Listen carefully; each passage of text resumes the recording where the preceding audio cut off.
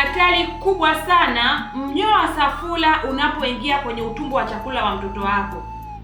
Ndiyo, ni hatari kwa sababu inaweza kusababisha madhara kama yafuatayo.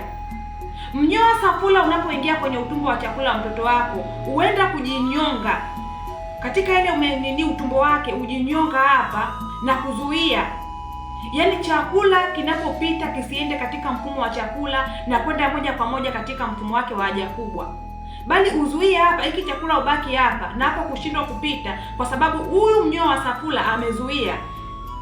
Kwa hiyo madhara atakayopata mtoto ni kupata maumivu makali ya tumbo. Ndipo pale unakuta mtoto wako anajinyonga, anapiga kelele. Lakini madhara ya pili, mtoto wako kukosa choo kabisa au kupata choo kwa shida. Lakini madhara ya tatu, huyu mtoto kusababisha tumbo lake kuvimba, kwa sababu chakula akipiti katika njia yake na kwenda katika mfumo wa haja kubwa ili kitoke na kinachobaki kibaki. Kwa hiyo inapelekea huyu mtoto tumbo lake kuvimba.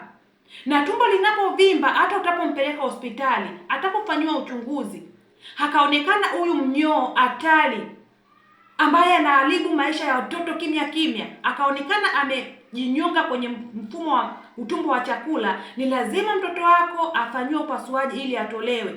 Lakini itapochelewa kuchunguzwa na huyu mtoto na huyu mnyoo akaendelea kukaa hapo, ni rahisi sana kupoteza maisha ya mtoto kimya kimya.